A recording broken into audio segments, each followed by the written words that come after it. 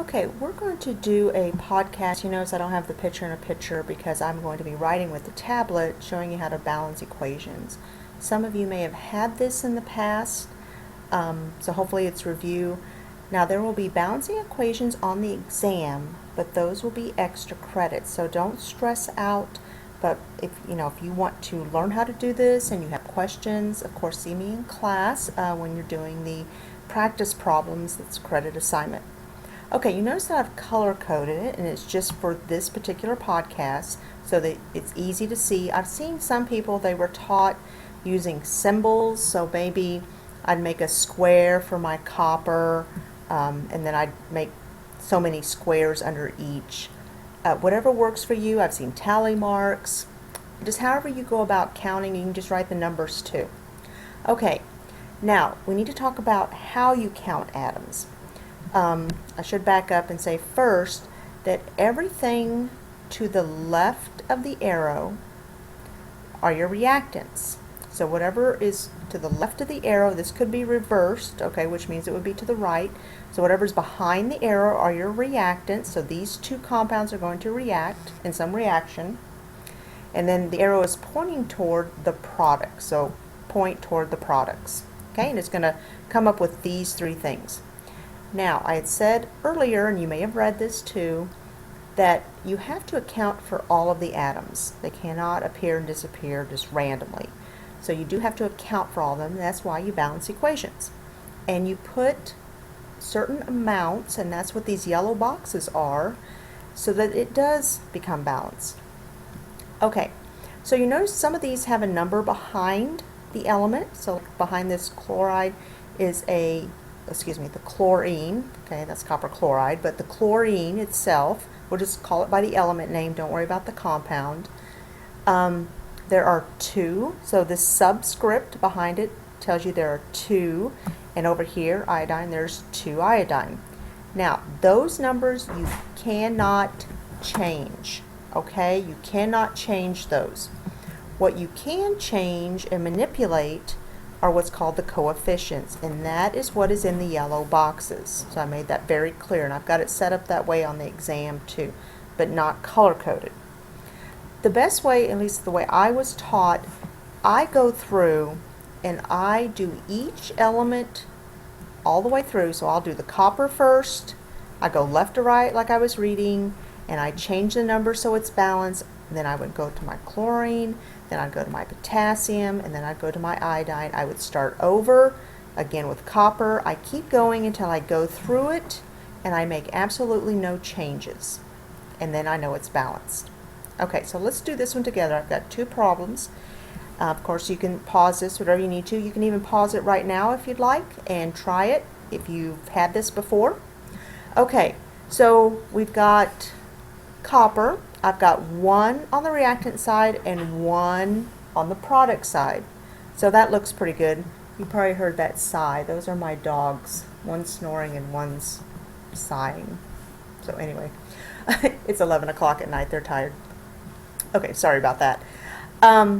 Okay, and then my chlorine on the reactant side, I have 2.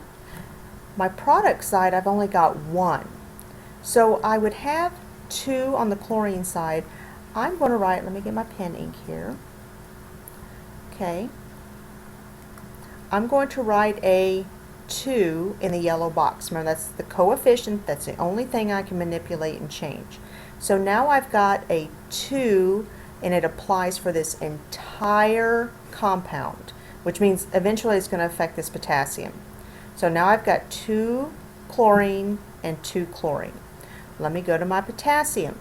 Here I've got 1 potassium, but I added a coefficient, so now I've got 2 potassium. So whatever number I write as the coefficient, every element, collective of atoms, behind it, that number will affect. Okay? I can have 10 elements in a compound, and that 2 would tell me the number of atoms for each. Unless there's a subscript, I'll explain that in a second. Okay, so I've got 2 potassium. I need to add a 2 here. Now I've got 2 and 2.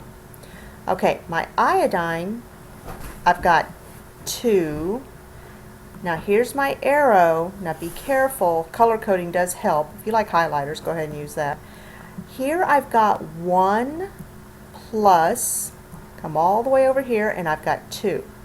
So I've got an odd number on my product side, and I've got an even number on my reactant side. Now the easiest way to fix this is a little trick, because you can keep just adding numbers to the boxes, but here's the shortcut. Do not change the even number if you're adding a number to it. So change the odd. So I'm going to put a 2 here. Now I'm going to look at it. I've got 2 iodine plus 2. So now I've got 4 on the product. Okay, so I've got to change that and put a 4 for the iodine. Now that was my last element, my first time through. Let me start all the way over. Starting again. Copper, I've got 1. Okay, now I've got 2 copper in the product, so let me add a 2. Chlorine. Now remember I said that the coefficient goes for every element. So my chlorine, I originally had 2, so I'm going to multiply these two numbers. So 2 times 2, so I've got a chlorine, I've got 4. So 2 times 2 is 4 on the chlorine. That's on my reactant side.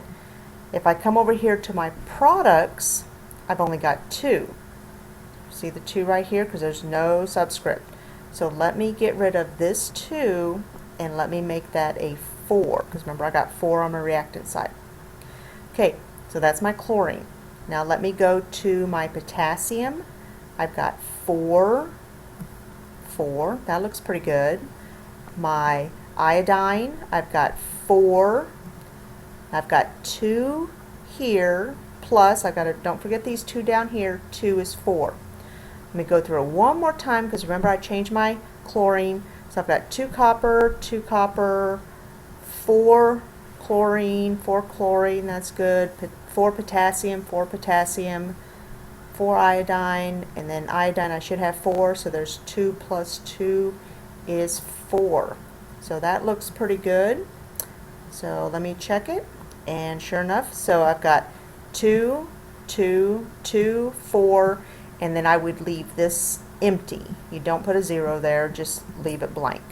Okay, so if there's a box there, don't write anything in it. Okay, so that looks pretty good. So let's go to the next one. Now this one's a little trickier because it has something in it that's an addition, and that would be the parentheses. Okay, so to handle parentheses like you would in math, you're going to multiply whatever's in the parentheses with the coefficient, with the subscript after it.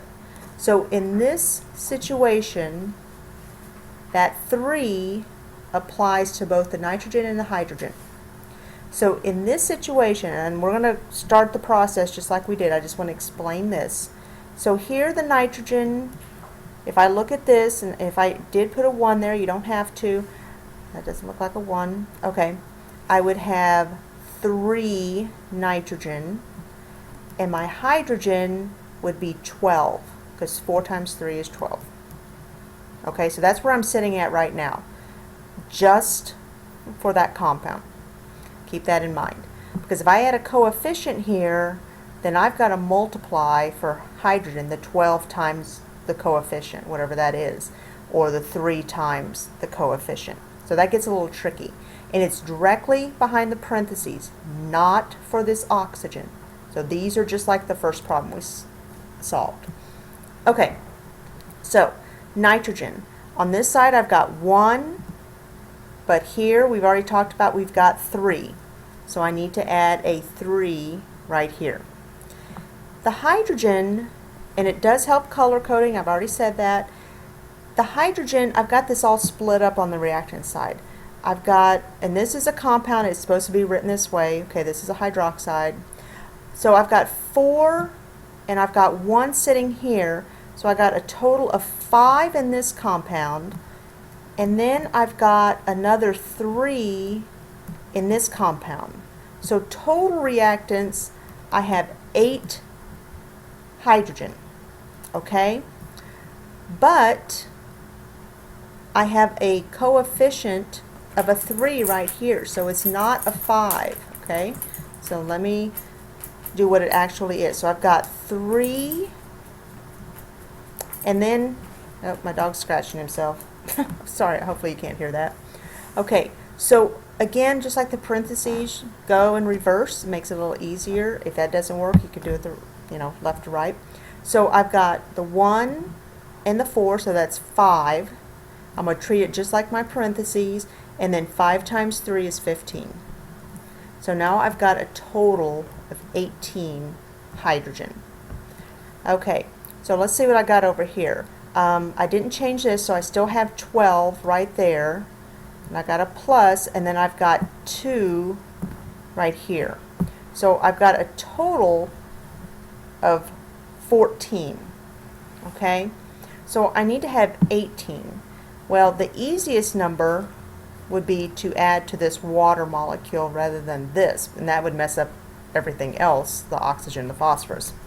So if I add a 2, let me get rid of this 2. So now I've got 12 plus 2 times 2 on the hydrogen is 4. Okay, well, that's only 16, so that's not quite enough. So let me go up to a 3. So now 3 times 2 is 6. Okay, now I've got 18. So you could have just jumped right to 3. Maybe you need to go through the process of going step by step. So whatever works for you. Okay, so that's the hydrogen. Now let me go to the oxygen, and let me get rid of these numbers. Okay, I think I will put hydrogen equals 18. I'll leave that. Okay, my oxygen, I've got 3 for this one, and I'm doing the oxygen, plus, and right here I've got 4. So on my reactant side, I've got 7 oxygen. So the oxygen on my product side, I have 4, and now I've got 3. So that's 7. So far, so good. Okay, and my phosphorus, my last one, that one's just sitting there by itself. I've got 1. Okay, so I could draw a 1 there. So there's only 1. There's no coefficient. And there's only 1 here, because remember this 3 goes for this compound, and this 4 goes for this oxygen. So there's only 1 phosphorus. So that's balanced. So let's start over, make sure. So I've got 3 nitrogen, and using this 3 nitrogen. So that's balanced. My hydrogen, I've got 5 times 3 is 15, plus 3 is 18 on the reactant side. The product, I've got 12 and 6, that's 18, so that's good. That's hydrogen. My oxygen, I've got 3 and 4 is 7. My product side, 4 and 3 is 7. And phosphorus, 1 and 1. Okay, so it looks like I only filled in 2 of my boxes there, so let's check it. And sure enough, it will be a 3. I wrote nothing in, so you just leave that blank. And then my first product, leave blank, and then a 3. Okay, so hopefully this makes sense. This last one was a little more challenging, even though we didn't write very many coefficients. So you're probably ready to go ahead and do that practice sheet. If you have any questions, just see me in class.